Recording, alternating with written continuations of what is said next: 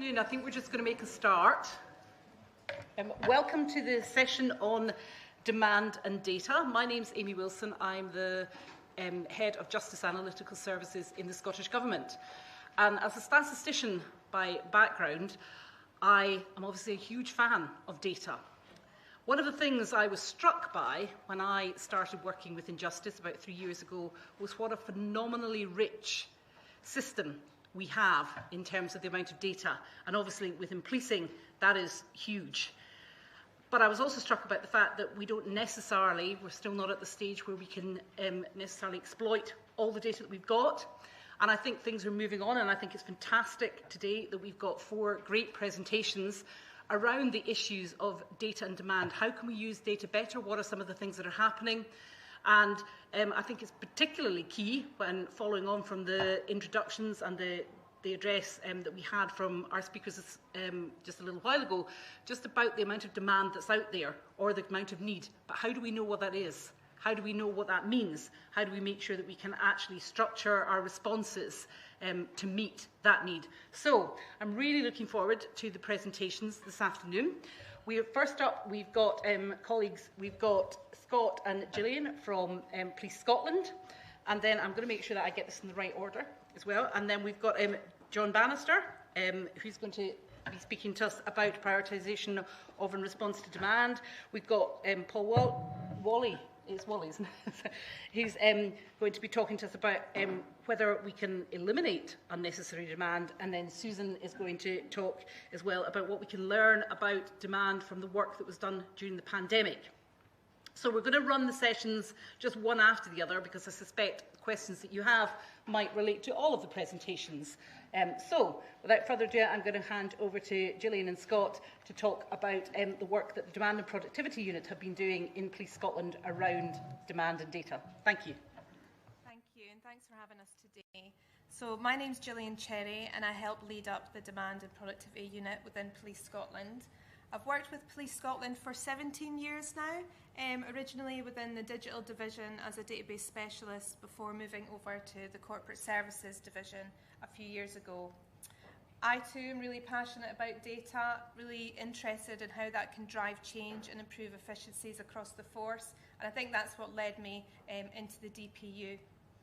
So today we're going to talk a bit about the role of the DPU and what we do. So what we do is we look to understand and evidence demand across the force. We launched in May 2019 as a unit, and we have quite a small team at the moment, but we're a blend of both staff and officers, and I think this is really key to the success of the DPU. From a police staff perspective, we have our technical analysts, we have statisticians, and we have data scientists.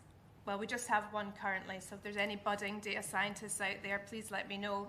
But we are looking to expand, and I'll go across to you, Scott. Hi there, I'm Scott McCarren. I've been a police officer for 25 years, currently a temporary superintendent within the Demand and Productivity Unit. I came into the unit in October last year. Prior to that, my entire service was in local policing, and along with me in the unit, from a police officer perspective, we've got 2 inspectors, 2 sergeants and 2 constables. We've also got a chief inspector seconded into just now doing a bit of work understanding demand within the specialist crime division, which is a huge task. The police officers within the department, myself included, we do still go operational. We work most weekends, whether it's events, public order or conventional deployments, and I think that's really critical to keep up that kind of operational experience, because we really do need that blend between the technical skills that Gillian and her colleagues have compared to the operational experience that the police have. It's that kind of combined knowledge that helps us to be successful. We've got about 11 slides, and I know I've been born within an inch of our life. We need to keep this on time, so we'll not go into too much detail with most of them, but as you can see at the top here, what we're looking at here is the strategic aims of the department. So what we do is we aim to help the organisation understand its demand at both a strategic level, through reports that we produce either on an annual basis for the Force Executive or a bespoke piece of work. And further to that, we engage with a number of business areas, change programmes, and heavily engage with local policing. And to me, it really comes back, in the police, we have a national decision-making model. The first stage of that, is gathering information and intelligence. And if we can help the organisation at all these levels understand its demand better, then it should hopefully allow better decisions to be made to understand threat, risk and harm, and deploy resources appropriately to meet that. We do try to, as you can see, for one of the kind of house shapes up there, measure demand beyond simply volume, and that's what our strategic documents try to do. Rather than just talking about the number of crimes, number of incidents, is to try and understand it a bit better. How complex are they? So volume is often used interchangeably with demand, but it's very different. Volume is the number and amount of activities required to be completed, but we do obviously know that some incidents and crimes are just more complex, take longer, and that is where the true demand lies. And that's what we try to do with our strategic products to do that. Some of our dashboards just now are very numerical, still very useful, but we're trying to move forward from just this numerical way of measuring demand. Self-service culture is within there as well, and again, that's critical. The panel were speaking earlier on about local accountability, and for that to happen, you need to, as was mentioned, allow people to understand what they're doing, and part of that, from our perspective, is making sure that policing at all levels, from Chief Constable down to your local community sergeant, understands the demand within their area. So to do that, we've produced a number of Power BI dashboards, which is a visual data visualisation tool where we can manipulate data from crime, incidents, missing people, vulnerability, and other ones as well. You can break it down for whatever date range you want to look at, whatever area you want to look at, whether it's at a strategic level down to your local ward where you work, and that should help you understand your demand within your area better than we ever could before. But I will say, for an early stage, this will never ever replace the need for local police officers to be out there on patrol, community officers engagement in the community, because what we'll never give you or be able to give you is all the answers. We never will, and near we should. That will come from your local police and understanding the demand within their community, understanding the needs in their community. A small crime increase in some areas may have a massive consequence to public trust and confidence and community well-being. It might not be the case in other areas. The only way we can understand that is by local community officers working with us to understand that demand a bit better. I quite often say we'll not give you the answer, but hopefully it gives leaders better questions to ask of the local officers. Okay, so this slide is going to talk about our evidence-based approach. Okay, so this is an ongoing process within the DPU, and it's aimed at understanding our demand and building that evidence base behind it. So we start with our organisational data sources, so our hard data sources, and from that we have many national systems. So we've got our crime, our incident, our missing persons, our vulnerability, and a lot of the key work that we've done within the DPU is building a data repository for these national systems so that they feed into this repository, and then we can complement that with other external sources, so things like population data and deprivation data, and we can really start to build that picture around demand. So there's different methods we use. We've got the hard data sources, and then we've got soft data sources. So within Police Scotland, we've got a lot of legacy systems. Now, back in the day, these weren't really designed to capture demand, so we need to plug the gaps somehow. So what we do with that is we do some soft data work in the background to complement the hard data that we do have access to. So the soft data can come in the form of surveys, of workshops, of interviews, lots of business engagement, and it really just does help just complement the hard data, because without developing these data sets, it's going to be difficult to understand the workload and the resource activity that goes on. Within an example of one of the surveys we've done is the abstraction survey, so looking at what abstractions the officers have, how long they're taking, something that we haven't been able to capture from some of our systems. But capturing the data is really just one part of that puzzle.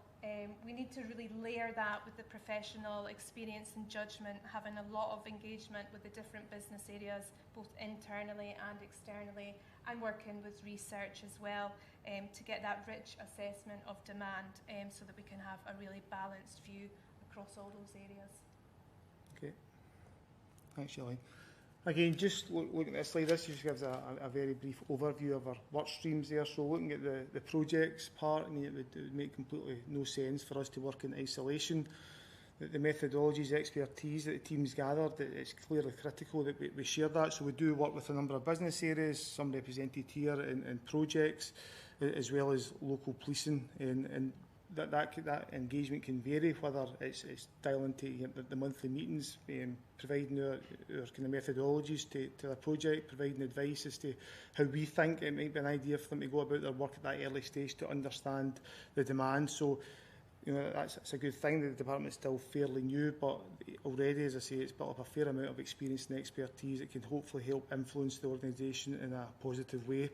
And we've had, you know, some of the staff from these change projects come in and work with us for a few days. And again, that's not just beneficial to those projects, it's beneficial to us because it helps us learn from what they're doing. It enhances our knowledge at a wider area of policing than we might have done originally. We've also, as I say, we've got the Chief Inspector in just now. He's got a team just recently started trying to do a demand capture of the Specialist Crime Division, which is absolutely massive and is a massive undertaking. But again, the benefits for that should be really valuable to the organisation. And again, he's been for some time understanding the methodologies, the kind of products within the team that will really help him to do that. On an annual basis, moving on to some of the products that we produce there at the bottom left. The main project we produce on an annual basis is the baseline, which goes to the Force Executive. And this is a broad assessment of operational demand. It's analysis of trends, surgeries and forecasting demand, and basically what the demand is in the organisation, what demand do we need to service and we'll always need to service. Again, this is achieved using some of the methodologies that Gillian just presented in the previous slide. Critically close business area engagement. The numbers are not telling us the full story. We need that engagement. What does this mean? What direction is it going in? Is there anything going to change externally that might influence that demand going forward to allow us to make a real proper, accurate assessment? As we mentioned before, the influence of COVID over the last couple of years has obviously disproportionately affected some of the figures. So where some crimes might have come down and incidents might have come down, we fully anticipate those are going to rise again going forward. Another thing we've done in the last few weeks is we've been working with a local policing division. So this national baseline document we produce, what we wanted to try and achieve is to do that for a division. So again, it's coming back to that strategic, delivery as well as the tactical. So we have a division in just now. They've provided 2 officers to come in and work with us. That is allowing us to again understand that demand within that particular division. We're able to share methodologies, so when they go back to that division, they can share that with their colleagues. There's also advantage for us as well, is that there's some areas, and we'll show a slide later on, that we've still yet to capture. Working with these colleagues from that division will help us do that at that local level. It will then be replicated at a national level. And also, we've managed to bring one of the national change programmes into that conversation as well, because the work that's done locally, again, reflects the wider organisation. So just bringing that synergy definitely adds value to what we're trying to do. And then the dashboards, we've already spoke about them, we'll show them in slides, but again, they're done very much in line with engagement with divisions. We've got a new crime and incident dashboard that we've just produced. Again, we had a number of engagement sessions with divisions. It would be completely pointless us producing something in silo. It needs to be done so it's of great value to local policing, and hopefully that's what we've done with the latest dashboard that we've produced. Okay, so this slide is about understanding demand. As we've already heard, demand is very complex and it does vary over time. So these are a few of the different elements and a few variations that we have of demand. So I'll just talk you through some of them today. So we have our baseline demand. So this is our steady state of demand. And, I think we can all acknowledge that there's always going to be a requirement for the police. Then we have our seasonal demand, which again changes with the season. So, is it demand goes up when we have darker nights in the winter? Is it we have internal demand issues because of the summertime with people generally taking their annual leave? We have cyclical demand. So this comes in regular cycles. So again, things like musical festivals and parades. We have surge demand, so unexpected one-off pieces of demand, things like protests and COP26. And then we have trending demand, so demand that increases and decreases over time. Now this could be something like, a criminal moves into a localised area, or that there's a new fraud type, for example. Public demand is one that's fairly simple for us to think about. It's the number of incidents, the calls that we get, the number of crimes that we attend. But as we talked before, the calls that we get in Police Scotland don't always result in an incident and a crime. So again, these do need to be factored in. Internal demand is something that every organisation faces, so whether it's policies or procedures, admin, bureaucracy, it's something that we all need to look at and try and measure. And failure demand, again, so what is it that we're maybe failing to do, or that we failed to do right the first time, or that we missed? And failure demand is a piece of work that I know we've reached out with Professor Walley and the team are working on to pull that together.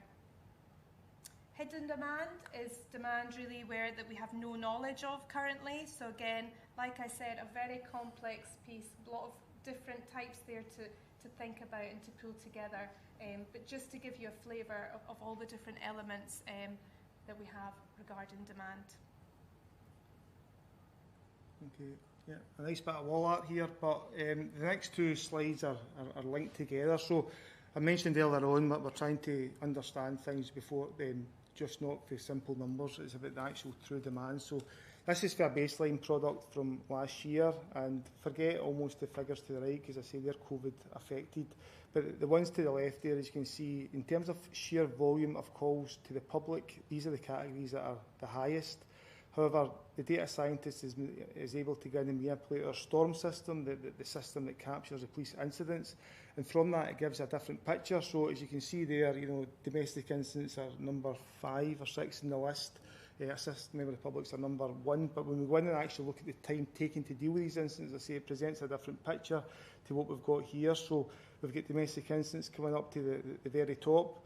And again, it's probably more demand intensive than that, because quite often the domestic incident will close and there's still a lot of work to be done after that. Same with missing persons, that's appearing now, that it didn't appear in the previously, but again, the incident will be closed off at some point and it'll be dealt with from the missing person inquiry. So it's just giving us that richer picture of demand. As an area commander, when I worked in Glasgow, you'd come in and you'd be told there have been so many incidents, but we probably didn't take enough time, we probably didn't have the facility or the capability to understand, what does that actually mean in terms of demand in the local officers, rather than just a number of how many incidents there have been, what is the demand taken from those incidents. And the data scientist has been doing some excellent work, and we're now hopeful that fairly soon this will be automated. So this is something that appeared in the baseline, took a lot of work to produce that, but if we get this automated onto a dashboard that local policing can use, then I think that would be a massive step forward for the organisation. And Blockbuster screen, this is, we talk about the demand on the police, and I've already mentioned, incidents, we've mentioned crime, we've mentioned events. But as you can see here, we've got, court, front counters, legal documents, citations, management offenders, divisional support officers, warrants, licensing, both of the nighttime economy and firearms. We've got rural policing, child protection inquiries and training, and that's just for local policing. We've got specialist crime division that I mentioned, we've got operational support division, the helicopter, mounties, dogs, firearms, all that type of demand as well we've started to capture. So using our methodologies, we've been able to capture demand for most of these areas, whether it's through the hard data systems or working with a particular business area to understand their demand. Ops planning, as you can see up the right there, we talk about hidden demand. To me, it's hidden from whom? So officers in ops planning, for example, they're the ones that prepare for events. They all understand the demand, but the organisation perhaps doesn't understand how long it takes to plan for an event. So we're working with 2 operational planning departments. Some of our colleagues are here that are doing that just now within the country, and it's going through whether it's time and motion surveys, whether it's just data capturing for each stage of the planning for an event. And at the end of that, it should give us a rich picture of the demand, not just associated with actually working at the event, which we've got up the top, events and operations, but actually the time taken to plan an event, which is obviously massive, and it affects some divisions more than others. So this is just some of the work we've been doing for local policing, and again, it helps us understand the demand for that division. And again, this is the last one for me. This probably doesn't do it justice. These are screenshots mashed together, to be honest with you, for some of our dashboards that we produce. So the top one up there that you can see, we were talking about, it's already been mentioned. This is one division that I've looked at here over a year. But you can see up the top what we're able to do for the dashboard, and anybody for the rank of sergeant above can go in and manipulate this to suit their needs. but it's giving you a breakdown of the type of incidents. So I've just clicked here for all incidents over the last year. You can see overwhelmingly at the top there, assist member of the public. Then you can almost discount duplicate incidents, road traffic matters, public nuisance, abandoned, treble 9 calls. Then we're getting into disturbances. Now, most of that is not going to be crime related. Overall, as you can see for the top, what we're able to do is tell you for incidents attended, and then incidents where we do attend, which relate in a crime. And that's an interesting statistic for me. Again, we've got told as an area commander there have been so many incidents in the last 24 hours, but actually what's the demand for that? And understanding how many we attend is critical to understanding that. Again, what crime came for that? So the 21.79 is probably, for that division, a bit above the average. I think it's probably is around about the 20% normally. And again, that can be manipulated down to whatever date range you want. If you're a ward sergeant going to a community meeting, there's so many opportunities to manipulate that. I'll not spend too much time on these dashboards, but the one under that is a demand heat map. You know, if any football fans here, shows you in the red where the demand's at the most. I think this one was done for assault, so maybe I'm no surprised. You can see that the Friday, Saturday night is kind of red. Whereas if you type in another type of call, it might be assist member of the public. So if a partner organisation closes, say, at 5 o'clock, we might then get a demand heat map shown at 5 o'clock and whatever time they finish. So again, it doesn't give you the answers. You would then need to go back to your community police officers and ask them, or your local officers, right, why is that? Is there any local knowledge that explains that? And again, it just comes back to showing how our systems, our data, our dashboard needs to be working in tandem with your local officers. The other one's there, incident dashboard. This is part of the new dashboard that we've put out there. You can manipulate that to shoot whatever incident you want. You can break it down to, you come in and if it was over the last 24 hours, you might want to look at the same day over the last kind of 6 weeks. Is there a surge in demand? Is something happening? Whether that's a precursor to a violence type call, a disturbance, public nuisance, or whether it's a system member of the public or others that are just absolutely time extensive for us. One under there is just a very quick, it's a 4-week trend rather than just looking year on year. Is there something happening over the last 4 weeks? Is there something going in a direction that we need to have a look at in more detail? And the bottom one there is simply just an overview of group types of crime. So I'll pass over to Gillian now. Thank you. Okay, so this slide is around our demand forecasting. So with the variation of demand and the complexities that we have, it really can be quite hard to predict. But last year we sent our data scientists on a 6-week intensive time series forecasting course, and that's really brought some huge benefits into the team. From the slide you can see the steps that the data science team follow in doing their forecasting workflow. So we start off by looking at the data and factors that might influence the predictions, and then they'll maybe look at independent variables, so things like as in the time of the day and the day of the week, seasonality. And then building on that, they will then look at different models that can explore that data and apply different models to the data to find the one that is the best fit. So in this example, in the graph above, there's been 3 supervised learning algorithms kind of rolled into one, and each one had a different approach, but together they provided the best fitting forecast. And here we're looking at incident volume. So you can see in the black is our historical data, and the red is our forecasting piece. We've also done a sort of proof of concept data science workflow that we can apply to each of our forecasting approaches. And this has been shared with the internal data science working group within Police Scotland and with the Chief Data Office. We're also working on a product around officer availability. So again, another time series projection, looking at predicting officer availability within the force. So there's some really interesting work going on in this space now from our data science colleagues. This slide here was courtesy of our Chief Data Office. I thought it was important to include this slide in our presentation today, just because it shows that there's this real investment in data within Police Scotland now. The Chief Data Office and the DPU do work really closely together. We're providing best practice in data governance and management, and we have a huge role to play in that. They're developing a data governance framework in order to understand the data that we do have within Police Scotland and how to manage that better. And there is now a new data ethics lead within Police Scotland, and they're liaising with the Centre for Data Ethics as part of that process as well. And with our data science work and our forecasting approach with the workflow proof of concept, we've been having really detailed discussions in around that, and perhaps giving some examples of what we could use to make sure that when we are looking at data ethics, there is that sort of public transparency there. So doing some work in that field with them. The future aspirations of the Chief Data Office is one that I think everyone will welcome. There's the open data strategy, so recognising the benefits of publishing more data, the literacy about understanding our data more.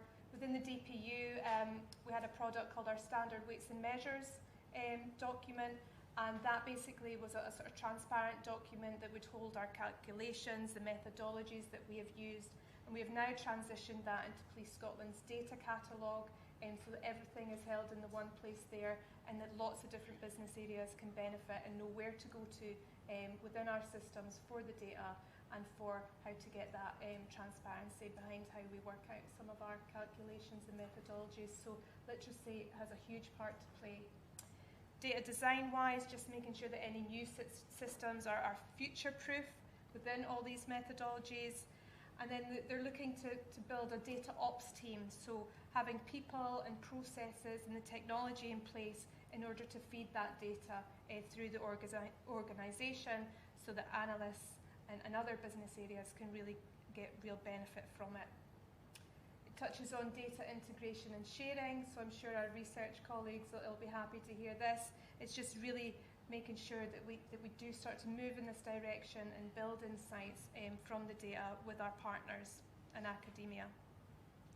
And data innovation, we've already kind of touched on the data science work that the DPU do, but I think it's really key to have that in place to sort of unlock some of these efficiencies and really provide some insights. So with all this together, it's a really positive thing, and just being able to push further in order to evidence and understand our demand within the force. And I think that concludes our presentation. We did have a video, but the music's not working. So. I had a video, but no sound, so it's not quite the same. Thank you. Thank you.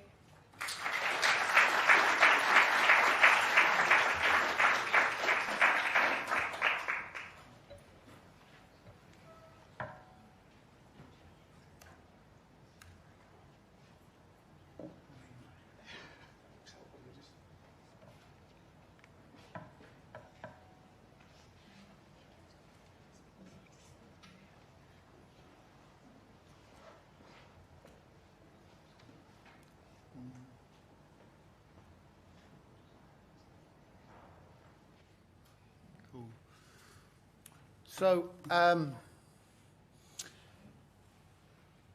in some of the comments that Martin Evans was making earlier, he referred to the work of Michael Barber, and I have to admit this is a flaw in myself, but I used to use it when I had difficulty sleeping. It's really large. It's really large. You can actually use it to put your head on. It's the size of a pillow. It's really dense. But it's worth persevering with, because within it, Barber makes a really important point. We heard today this switch from process to outcomes, and how outcomes are really important. And they're the new thing. And actually Barber goes and says, well, outcomes are important, but actually people need to be able to see and feel the difference. And so you can either read Barber, or for those of you of a certain age, Bananarama had a song which it ain't what you do, it's the way that you do it, and that's what gets results. So that's at the heart of my work that I'm going to talk to you today on prioritisation and response, because it's not just about what people do, it's the way that they do it. And a lot of talk around legitimacy should be less framed around outcome measurement and more to do with ensuring consistency, for example, of outcomes and the interpretation of that. So for me, legitimacy really depends on consistency. You can change what you do as long as those who experience it in a consistent way. The second is, this is a really small part of the work that I'm doing, with Greater Manchester Police and the Greater Manchester Combined Authority, and just through my own experience, a lot of police forces are becoming very good at talking the rhetoric of data sharing, but very few actually follow through and make that data available in a useful way, which they should do, because most forces lack the capacity and capability to work with the data. So that's the pitch before we start. And, oh, there we are. So, the demand for policing. There's just 2 points to make on this slide, but I have to show you because it's a sexy slide. Data can be sexy. And what we see, I've just picked 3 types of demand. There are multiple types of demand, as the previous presentation spoke to. And the key thing is, on the right, we're seeing where it varies across space and through time. And on the left, you see the volume. And you just see the large percentage of time, which is, or number of incidents that are coming in which are relating to public safety and welfare. So, in part, we're looking at the issue of how we prioritise and respond to demand in the context of a changing world, but one in which public expectations are not necessarily changing when people think of what do the public expect of the police. And then the second thing, which the first presentation again alluded to, is that actually different types of demand are really very predictable at the scale you require them to be predictable through space and time for both strategic decision-making and operational decision-making. If you think we'll get to the stage of Minority Report where this gentleman sitting here, we can predict he's most likely to offend in this group and he's going to do so in 2.5 hours, then you are just living on a different planet. But we can predict things at scales which are very useful for strategic and operational decision-making. So that's our demand, but what do we do in relation to demand? Now, these are very similar slides, but these slides show where the police send resource to. And again, they often have a similar pattern, noting that not all incidents are responded to, but their patterning of response is often very similar in time and space. In the left, our pie chart starts to show a fourth characteristic, and that's the resource that's available at any given time, the deployable resource available at any given time. And in the bottom left, we see how through time there's different levels of prioritization that take place. So the task that we were set was, how consistent is the force's approach to prioritization? What factors are influencing its consistency? And so what I'm going to talk to you about today is violence against a person, which as a category, you would expect it to have least variance as it's the most serious. So let's look at the most serious and see if there's any variance in the most serious, because if there is variance in the most serious type or group of offences, then we should be concerned about other types of offences.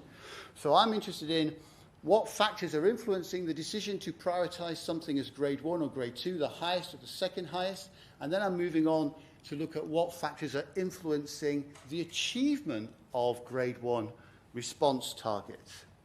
And what we're doing here is we're combining all forms of incident data, but we're linking it to GPS deployment data, creating a huge data source so I can actually talk about how much time officers spend doing different functions. Right, so I'm not talking about methodology because most of you won't be interested in methodology. Here is just something I want to show you. I've tried to make it accessible. What we've got is, at the top, we've got demand volume. Now, this relates to the demand level across the entire force, and we've got demand at beat level. So I've got 2 scales here. We've also got resource capacity or availability, the availability of deployable resource at global level, and again at the beat level. And then below that, we have a range of neighbourhood covariates. Now, this is smaller than the beat level. This is characteristics of individual neighbourhoods. Now, this is important because we know these characteristics underpin demand. Also, these characteristics are fed into most police funding formulas around the world. And so funding is tied to some of these factors. So it's relevant for funding, it's relevant for demand. And the big red arrows which go down, which mean, for example, in terms of demand, when demand rises, the chances of a violence against a person incident being prioritised as grade 1 falls. And the bigger the arrows, the bigger the influence. And the resource capacity, if we have more resource, right, then the chances of it being prioritised as grade 1 increase. Of course, it would work, the variable works the other way around. If we lose resource, then it decreases the likelihood. So we see a variety of variables having influence in terms of demand, supply, and in terms of neighbourhood characteristics. The other reason why we, as a team, are looking at neighbourhood characteristics beyond that which I've said is, are there features or typical characteristics of neighbourhoods which get a better or worse service from the police in terms of the consistency of prioritisation and the consistency of response? And this work goes some way to say it does. Now, in the model, you saw 3 time periods. Now, we built these 3 time periods to reflect the different levels of demand that were found across the police force. This is just the volume of total demand. And we found that there are 3 periods, one period where it was started low and then rose, one period where it remained relatively stable during the middle of the day into the late evening, and then one from the late evening till the early morning. And quite markedly, right, we find that in this period between 8 o'clock in the morning and 4 o'clock, that the variables I presented, i.e. nothing to do with the characteristics of the incident itself, account for 44% of the variance in the likelihood of you being, your violence against a person incident being prioritised as grade 1 as opposed to some other grade. And then in the period from midnight through to 8 o'clock in the morning, 38%. Now, this is massive. This is huge variance in prioritisation based upon factors which might be within the control, i.e. predictable and usable by the force. And what we're actually seeing is that the force-wide volume of demand and resources are the most important variables in influencing the prioritisation decision. Neighbourhood characteristics can be important, and they act as proxies of demand or supply depending on where the particular police service is located. And so, quite worryingly, within this force, and I would bet any money, right, I'm happy to engage in any kind of bet with you. If Police Scotland shared their data, we'd find the same thing, or any other force, we would find the same thing, that the prioritisation, the decision to deploy, and the decision to deploy with speed depends where you make the call for service from and when you make the call for service from. So if legitimacy is dependent in part on consistency, then many communities and individuals in communities are experiencing different responses. Now, just want you to look at the bottom, the achievement of response target. And this is the kind of stuff that HMIC will pick up with dip samples, but this is from a much larger data analysis, that of those which were given a target response grade of 1, in our first time period that we were looking at, only 30% met that. In the second, it rose to 36% and 57%, which is the late night into the early morning.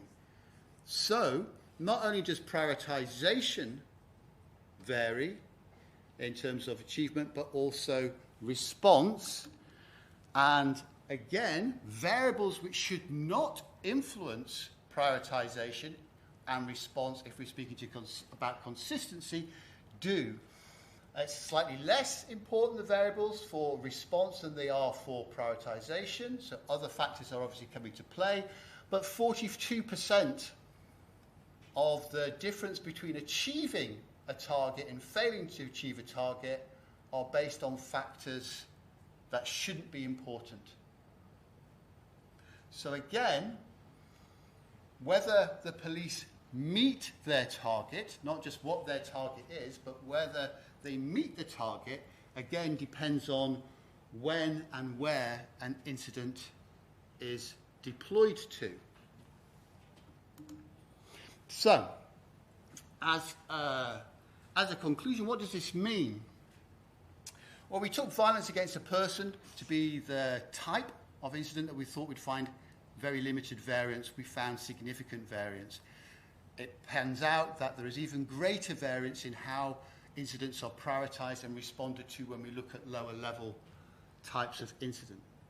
And so in our case, inequality in terms of the exposure to violence of individuals and communities is actually overlain by the policing response to it, creating a second layer or a reinforcing inequality, which I would argue really underpins the effort to promote legitimate policing.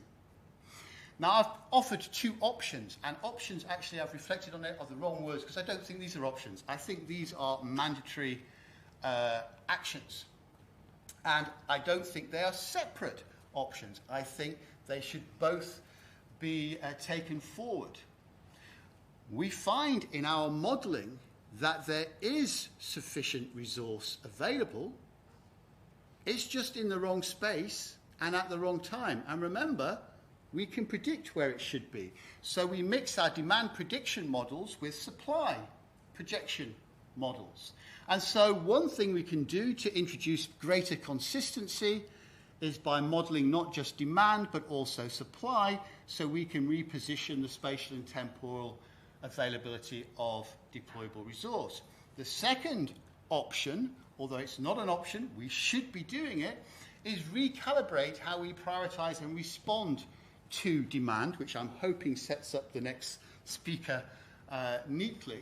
But part of what we discover is that the police are very bad in terms of measuring demand, particularly in the area of demands that they do not hold a statutory responsibility to report on. In other words, the vast majority of their current work. And so they need to introduce much better measurement of demand. One example would be mental health. As part of this project, we actually counted the amount of officer time spent dealing with mental ill health related incidents. And a minimum of 20% of all frontline resource is committed to incidents requiring about mental ill health. And so we need to think about whether that's the right thing to do. It also encourages us to think about changing, recalibrating by different types of demand. And then finally, what we find across the police force, across police forces full stop, is risk aversion.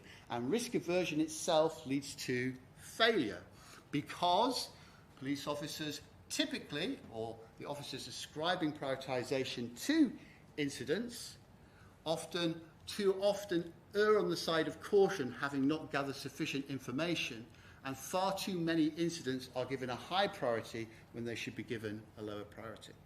Thank you very much.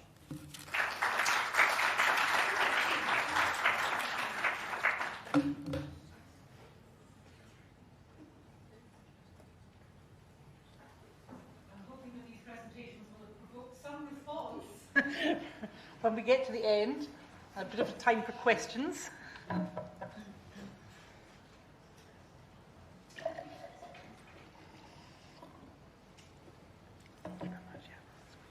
Right, yes, I'm Paul Walley. I'm Director of Learning for the Centre for Policing Research and Learning at the Open University. The point I'd like to make first is for those of you who actually work for Police Scotland, did you realise you're actually members of the centre? And in that sense, one of the things that I would encourage you to do is to actually look at the website and see what you can already participate in, usually for free, as part of some of the work that we do. And I've put the link there. So we have various events, including later in this year, we've got a Festival of Impact in Milton Keynes that you are very welcome to come along to. I'm just going to describe, first of all, some of the demand management work that we've been doing within the centre that I've taken the lead on across a number of forces. And last on the list, but by no means least important, obviously I'm now working with Police Scotland on looking at demand within crime investigation. And I'm just going to try and tell a kind of high-level story, first of all, about some of that work and how it kind of all links together to create a slightly different picture of what is going on.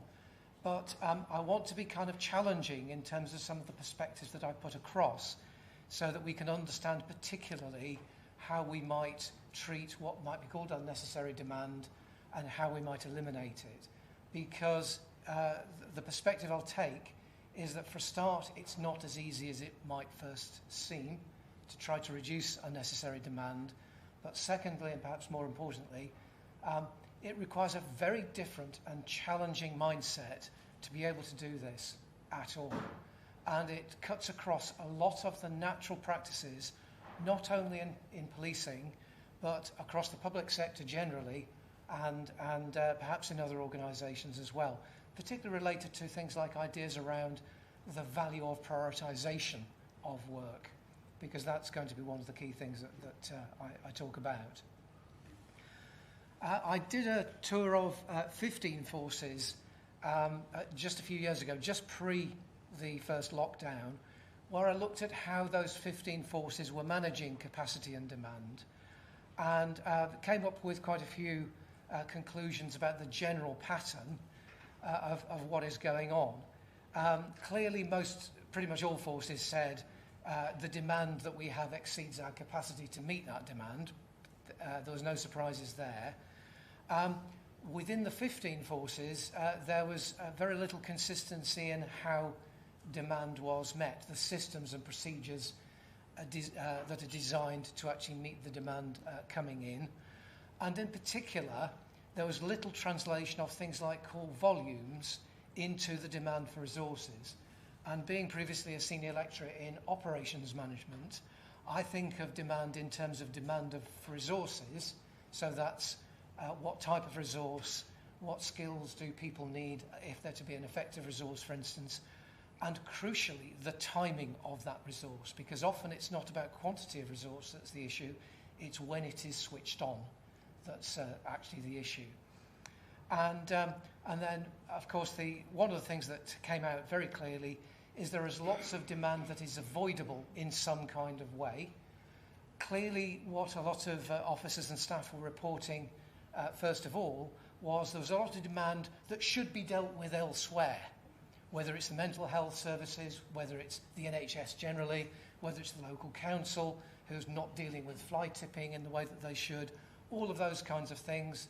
There are lots of complaints about noisy neighbours and it's not our problem.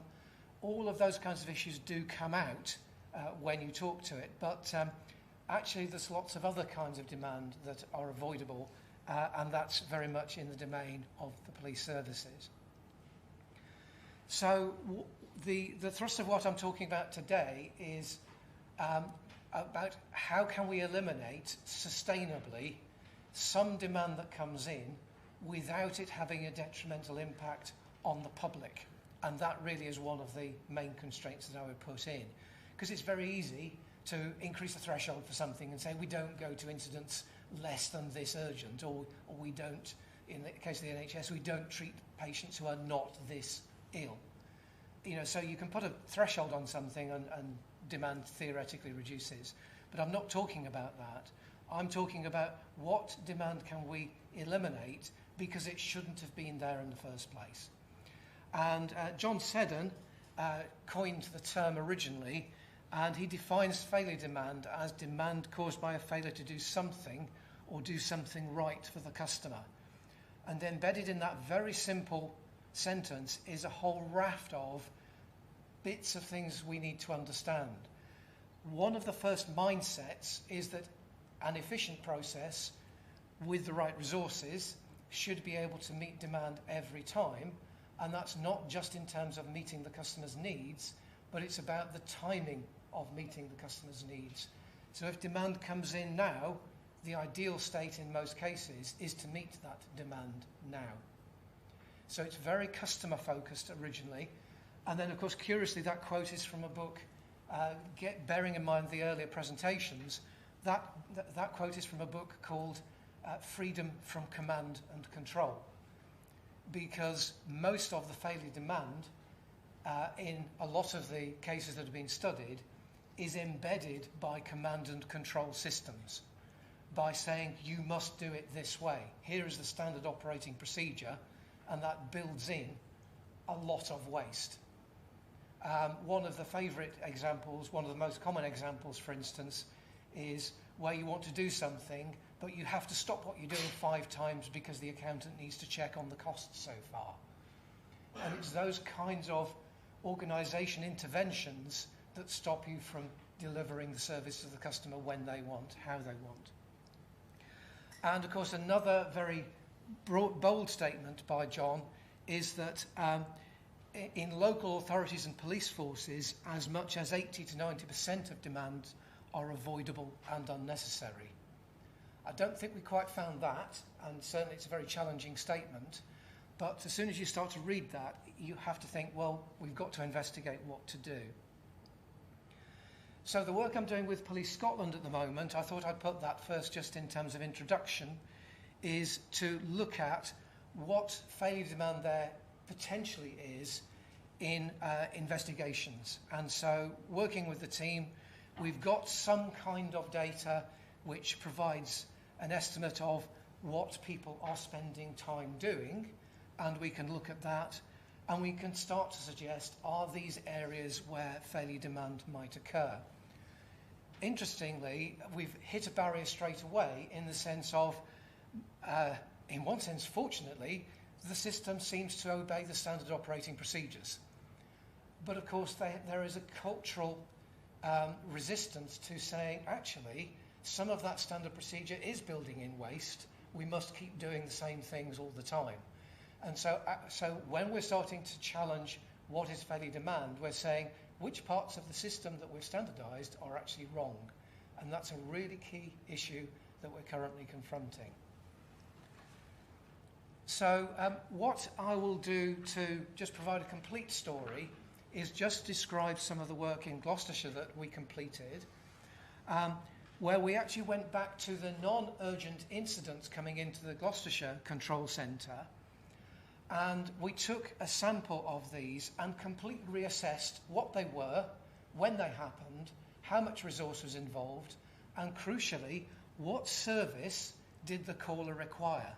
And one of the main outputs of this was not a demand study as such, it was understanding what needs the callers had. And we started with an idea that we were actually going to define the service provision. We were calling it the service offering. What was the service offering that the police needed to provide when the demand came in? And that's a really important step. We actually had up to 12 police officers spending a fortnight going over these incidents. It was an incredibly in-depth understanding of what happened with each of these incidents. In terms of the caller's service requirements, a very high proportion were, I want some advice. So that kind of thing was very easy in one sense to describe a service for, but of course what was happening most of the time in those cases was, you need advice, well, we ain't got a system to give that advice, so you can't have it, and in any case it's only advice, nobody's going to die at the moment, so you're not very urgent either. So we're going to downgrade you in terms of the urgency with which we deal with your problem. So those are the kinds of stories we started to pick up, that a lot of the service was not very urgent, very simple, but the service was not being delivered because it was downgraded. Obviously in there were very policing tasks such as investigate something, arrest somebody, and so on. But there was quite a mix in terms of what that service was. When we started to look at how much of the actions taken to try to meet those callers' needs were kind of right first time, what we discovered is that the kind of right first time happened about 70% of the time within the sample that we found. But typically, for every 100 non-urgent incidents that we looked at, where it should have been dealt with straight away, there were about 160 actions. So 60 extra activities by police officers or staff were generated for every 100 items of demand. That was the kind of figure that we came up with in the first instance. I suspect that's an underestimate, but it was our kind of starting point. Classic example, it was one of my favourite examples, was a shoplifter went into Marks and Spencer's in Cheltenham, was approached by a store detective who was then hit over the head by the shoplifter's handbag. And the shoplifter ran off, leaving her handbag behind with her identity in it, and curiously, a prison envelope with some money in, addressed to her daughter who was in prison for shoplifting. So it was a fairly clear, easy one to investigate. But the police didn't turn up. They didn't get there before the shop shut, and the shoplifters went back twice, threatening to beat the Marks and Spencer staff up for not handing over the handbag.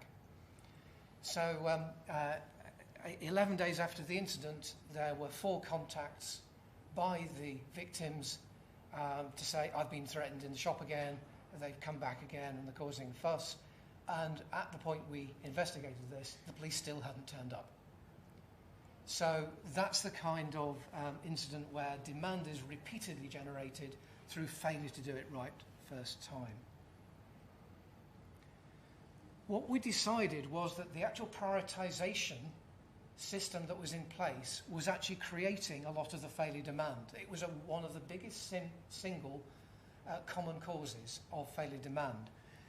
Somebody calls in now, you don't meet the need now, you postpone it, so the demand happens again. They phone up again for some reason.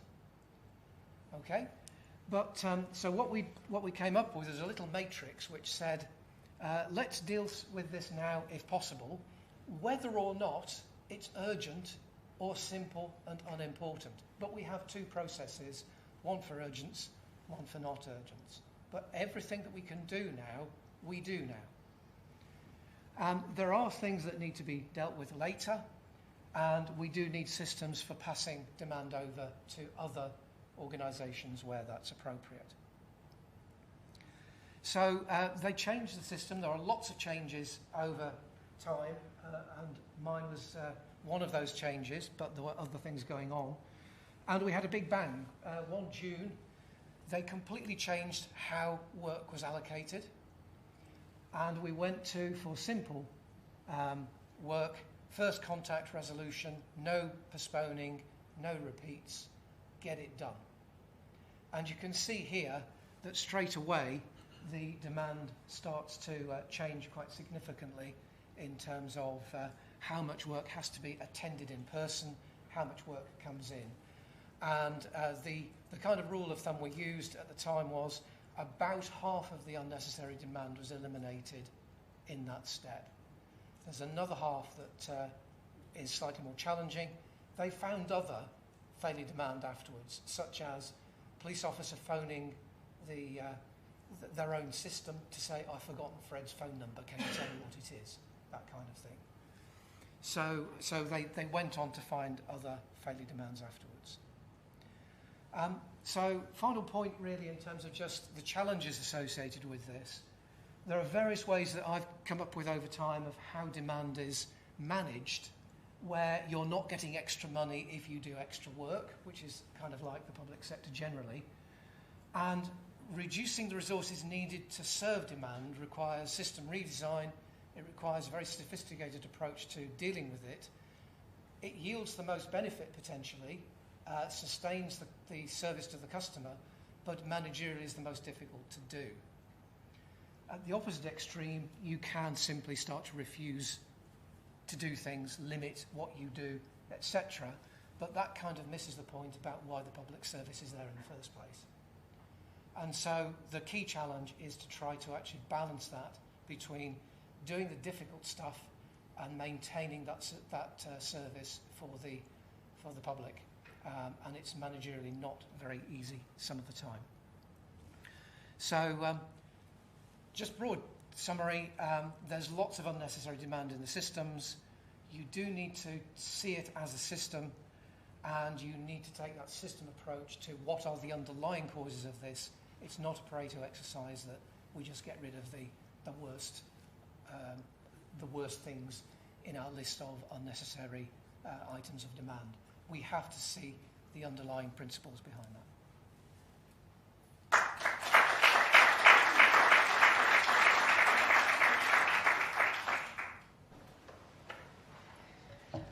I think if it's all right with everybody, we started late, so Susan is going to do her presentation, then hopefully we should still have a short time for questions. But please, if anybody does need to go, do feel free.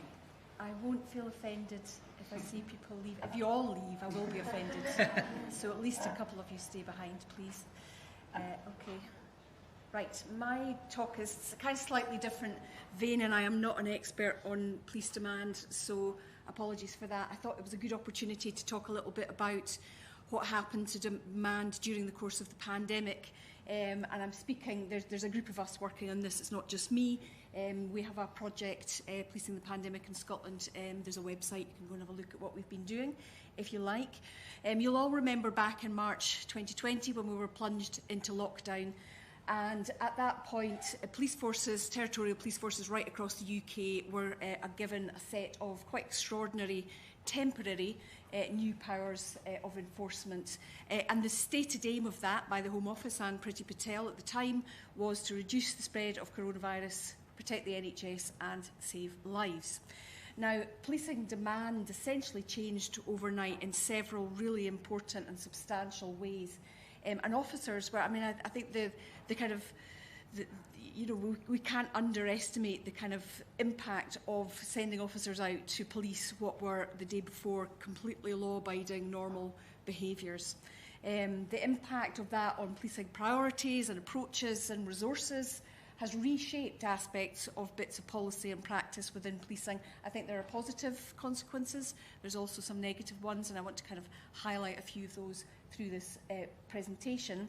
And I'm drawing on the work of the SPA's Independent Advisory Group with the longest and most unwieldy title ever, which was set up by, I think, a lot of foresight by Chief Constable and the then head of the Scottish Police Authority, and it was put in place right at the beginning, probably one of the only advisory groups established in a UK police force right from the very start, and supported by the Optical Group, which was the Operation Tala Information Collation, Assurance and Liaison Group, which provided a lot of the data. So the data I'm talking about today is I'm kind of drawing examples of data about how we can see what happened to demand in policing, rather than necessarily talking about the nature of the data itself. So what do we mean by demand? And we've already had presentations which have kind of gone over this. I think that we talk a lot about demand. We don't always define what we mean by that. There's not necessarily always consensus about what demand is. A big review of the literature conducted by Louths and some of his colleagues in 2020, they kind of summarised a kind of basic notion of what demand was as actions expected of the police with the goal of maintaining safety and public order. But even then, they acknowledge that that's far too simplistic to define what is a highly complex area. Gillian very nicely teed me up by having a slide earlier that talked about the three main types of demand. So I'm going to focus on these and give a few examples of how demand changed within policing in Scotland at the start of the pandemic. So looking at kind of reactive, public, the policing most people think about when they think about policing, the kind of public stuff, protective, which is kind of more of your preventative work, and then organisational. I'm going to kind of pull out some both internal and external examples of that. So starting with reactive public demand, of course, a lot of that comes in, some of it comes in through telephone, 101 and 999, but it also comes in increasingly through online reporting, social media posting, kind of response-based stuff on the front line that officers are dealing with through their routine activities, and also, of course, referrals coming in from other agencies. So there's a kind of bombardment effect in terms of where those things come from. I'm going to start with crime, although we all know that crime is not the kind of biggest volume in terms of what the police deal with, but it is the area where you can get numbers the easiest. So I wanted to start with that, and this is kind of looking at the fall across most crimes and offence groups during the pandemic.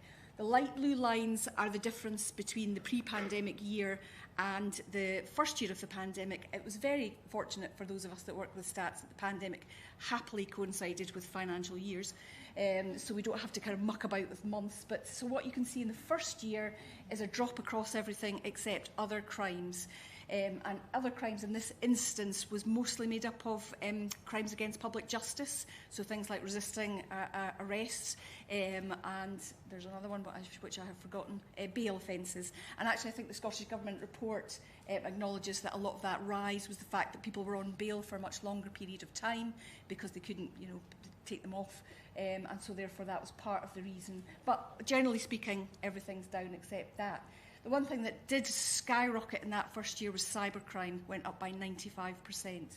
In the second year, so if the dark blue lines are comparing the year before the pandemic with the second year of the pandemic, and you can see still that most crimes and offences are still lower than they were in that year prior, with the exception of violent crime, which has gone up. So that includes non-sexual crimes of violence, which is mainly made up, I think, of threats and extortion, of which about 3/4 of that was cyber.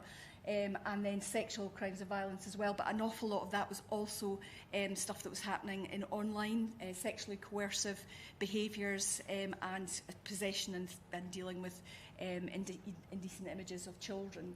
So we can see that there are some things that have happened. Now the cyber genie is out of the bottle and is probably not going to go back in. We also know that some of these things are going to start to go up to business as usual levels as time goes on.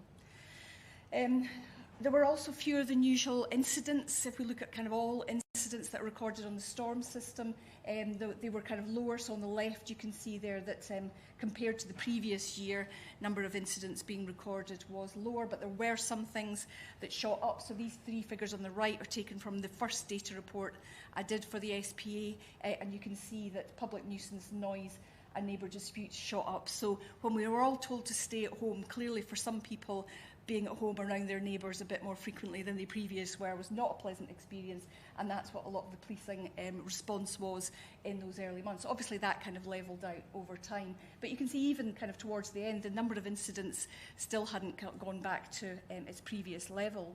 We also know there was a rise in vulnerability related demand over the course of the pandemic, which has already been kind of mentioned.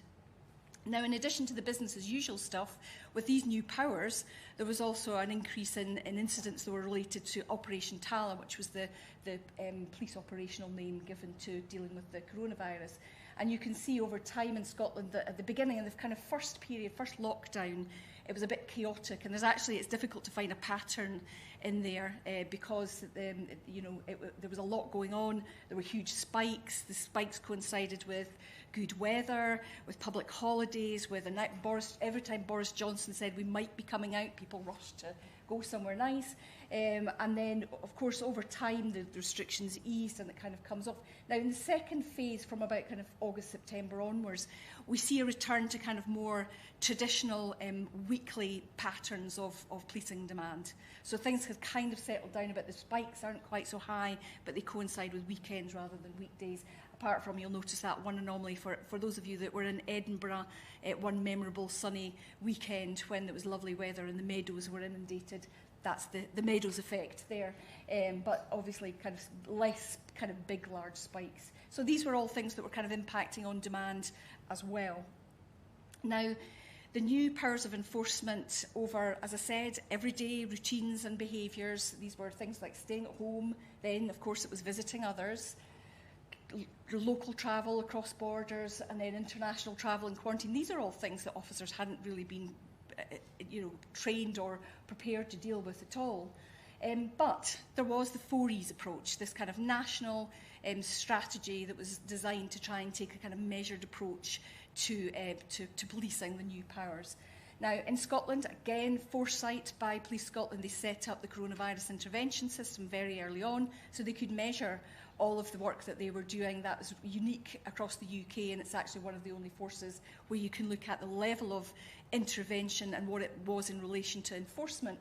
And you can see there was about 150,000 interventions recorded in Scotland, But on the left there, the vast majority of that was kind of low-level stuff. It was the kind of engagement and explanation and a bit of encouragement. Removed means mostly escorting people away from somewhere, like escorting kids out of football pitches where they weren't supposed to be, that type of thing. But actually enforcement was relatively low level, and this is probably over-exaggerating the amount of enforcement, because an awful lot of low-level stuff probably was never recorded at all. You can see that there were peaks and troughs, but actually more enforcement during the second lockdown than there was during the first, and I'll come on to talk a little bit more about that in a second. Now, obviously, during periods where we had rises in case numbers and increases in deaths, that spurred public demand for more enforcement. Although over time, you kind of increasingly got this kind of bifurcation between those people that wanted the police to do more and those people that wanted the police to do less, and the police were kind of sitting in a kind of uncomfortable place in the middle. Sadly, the waning compliance over time, right across the UK, not just in Scotland, particularly amongst young people, meant that we started to see that the relative amount of enforcement compared to the other kind of 3 E's was increasing. So that's what you see in the bottom chart here, that over time, as you get into the kind of second lockdown period, the police were perhaps moving a bit more quickly through the first 3 E's to get to the final E because of more blatant, more flagrant, more repeated breaching of the regulations. There were also kind of shifts in demand in terms of kind of spatial and temporal patterns. So you see a shift from the outdoors to the indoors because, of course, we had to stay at home to begin with. So the police were policing beauty spots, beaches, Loch Lomond, popular spot. And then that shifted to the kind of indoors when it was house parties and social gatherings that became a problem. Both of those things caused problems in terms of demand for policing. We also saw a shift from the rural to the urban.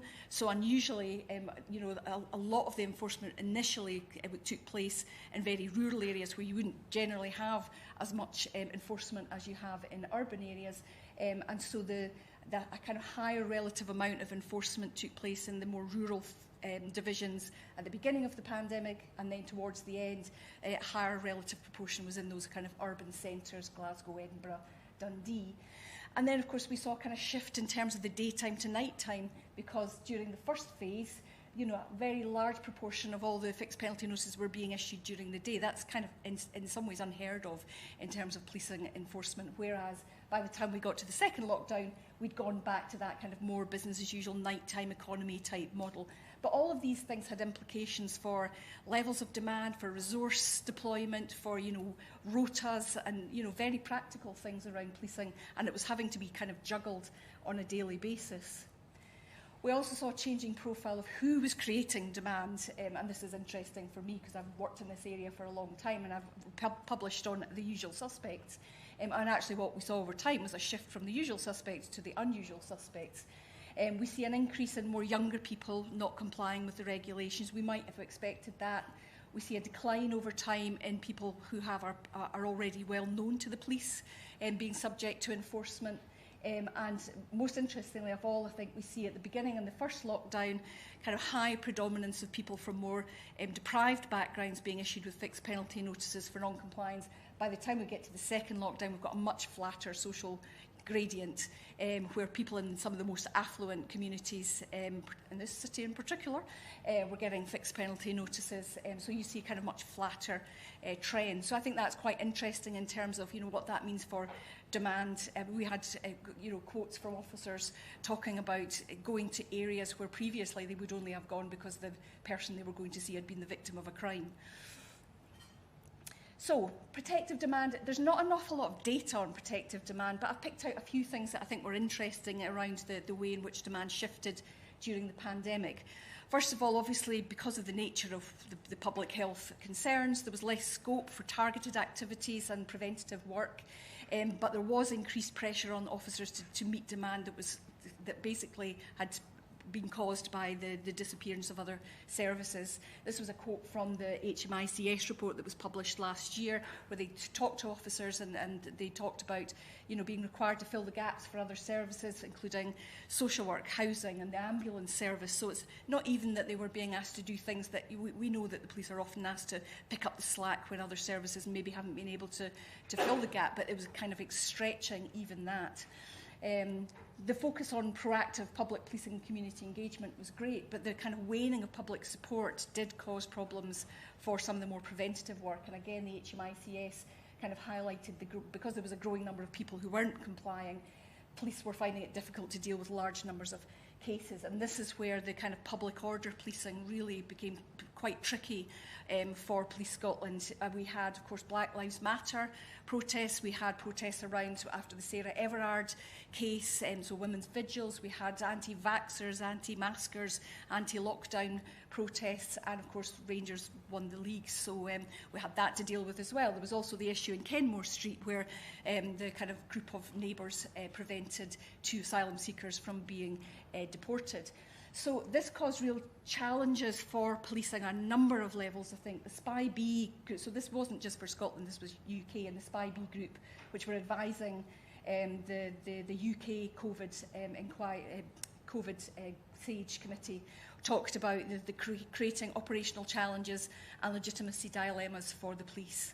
And a perception emerging amongst some people that the police had gone soft and were scared of certain groups and committees. And it's so unfair, because on the one hand, the police were trying to enforce the laws. You know, there were people coming out into public spaces when they weren't supposed to be there. On the other hand, you've got the kind of human rights issues, the kind of right to peaceful protest and the right to assemble. So the police, in terms of meeting demand, in this kind of preventative public order policing, we're having to straddle that kind of very narrow line.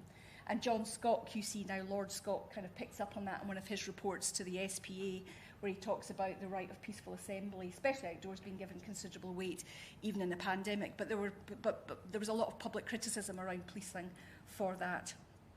Finally, organisational demand. It's actually quite hard to find anything about data and organisational demand in the literature, and I'm acutely conscious that we're running over, so I've been cantering, I'm now going to kind of go into full gallop. First problem was the speed and the frequency and the complexity of regulatory change. I mean, we all saw how difficult it was to keep up with the changes. And I love Tim Hickman's quote that it was reminiscent of a rabbit being pulled from a magician's hat, because at certain times you just didn't know what was going to happen next. The local levels legislation that came in November 2020, there were 36 separate amendments to that one piece of legislation. I'm not going to read through this. If you have time to have a look at it, it's an entertaining read. Sorry, Amy, it is from the Scottish Government. It's trying to kind of give children the opportunity to mix more, but in doing so, you end up with this kind of really complex, convoluted set of, well, it depends on their age, and it depends on how many of them there are. It depends if you're indoors or outdoors, and the size of the households. It's almost impossible to get your head around. So how, for the public or the police. And we interviewed some officers, one officer from E Division, who talked about it being hard to keep up with what the regulations were. Remember, the police were getting the regulations in the same time frame as everybody else. They weren't getting early sight of that. And a G Division officer who was a supervisory member of staff, who talked about he was struggling to give staff the answer when they came to him for questions. There was also the problem of confusing and inconsistent messaging. Government guidance was blurring the lines between what were legally enforceable rules and what was only advice. And I think the exercising once a day was a good example of that. That was only in statute in Wales, never anywhere else. And public messaging from police organisations themselves became really problematic, particularly in England and Wales.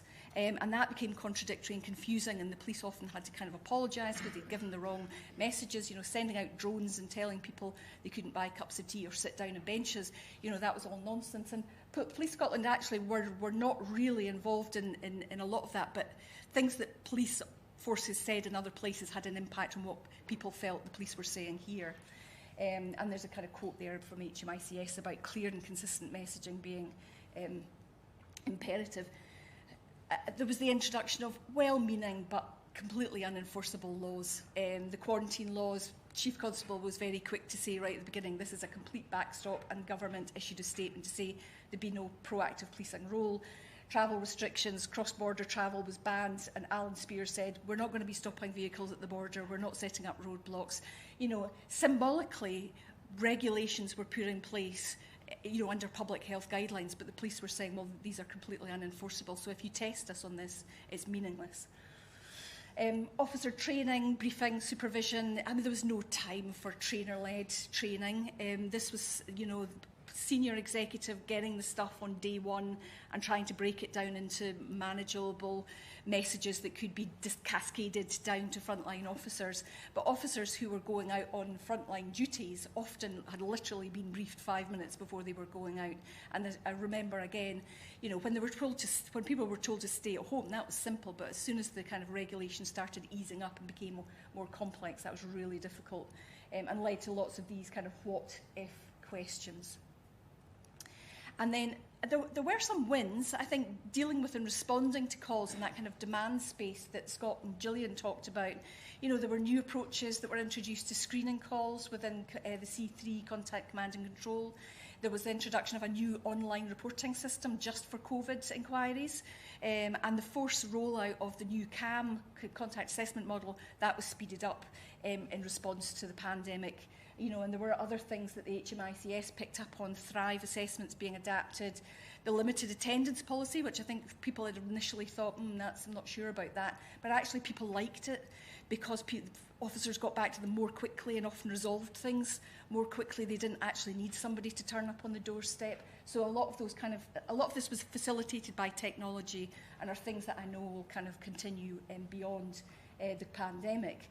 But there were also challenges. I know Gillian and Scott have talked about forecasting. It was practically impossible to do any forecasting during the pandemic when there was such unpredictability about government messaging, and that wasn't their fault. That was because no one knew what would happen with the disease. And I've kept this one to last, but it's not the least important. It's probably the most important. But staff wellbeing, morale and absence, I think, has a kind of, you know, that's all integral to demand. The HMICS report kind of highlighted the problems of mental health of some officers who had suffered a very long waiting list for counselling. And HMICS also picked up on the fact that frontline officers were very disappointed about not being prioritised for the vaccination programme. I think that's a real issue. It may or may not have changed their health outcomes, but it would have impacted very positively on their well-being and their ability and their happiness about doing their job. A couple of interviews that we did with officers again.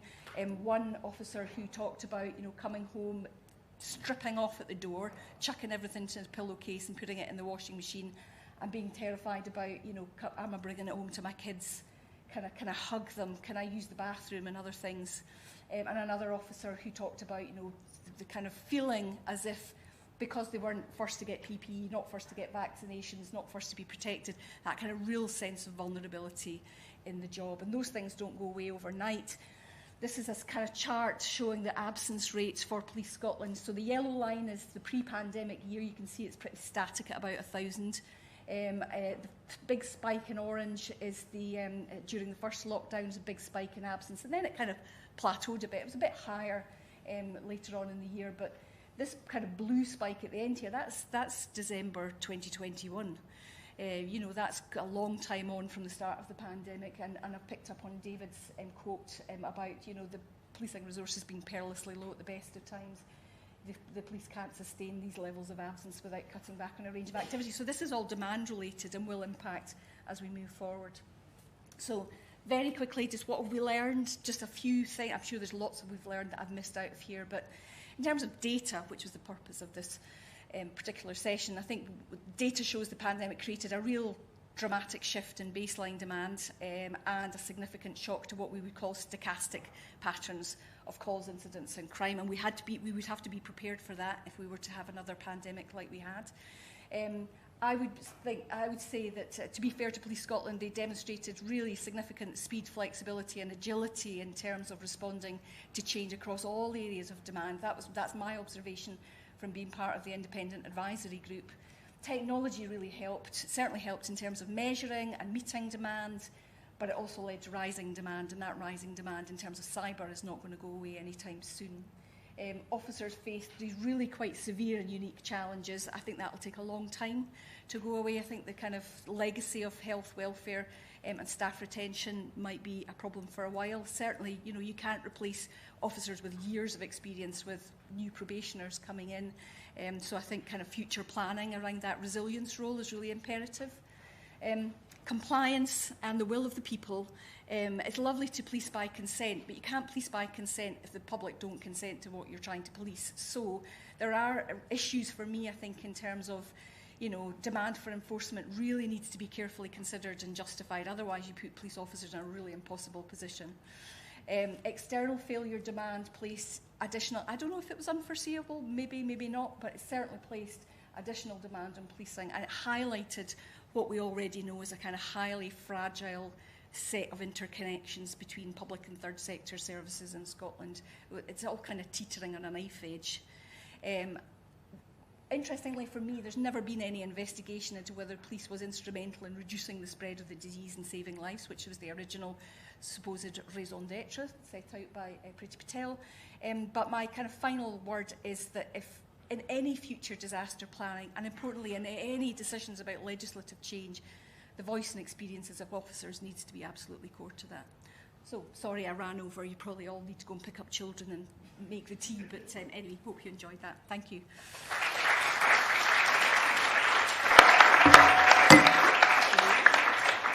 So I feel with being in a room with a lot of people who are involved in law enforcement that I've perjured myself by saying there was questions, because I've just been told that we don't have time for questions because we had about a 3-minute warning. But can I just say a huge thanks to all our presenters, because I think we got a huge range of presentations there around demand and data, around what Police Scotland are doing, which I'm very grateful, and I thought that was fascinating, around how demand can actually be very much, and the way that we respond to demand, as John's presentation showed, shaped by time and by geography.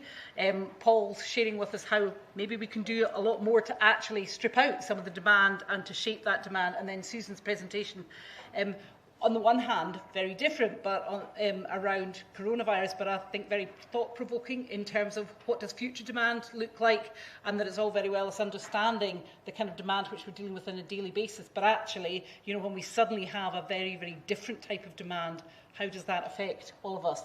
So I hope that you'll get a chance, if not just now, but during the course of the conference, to talk to the presenters and ask questions. And I'd just like to say a huge thank you on behalf of all of us for the really interesting presentations.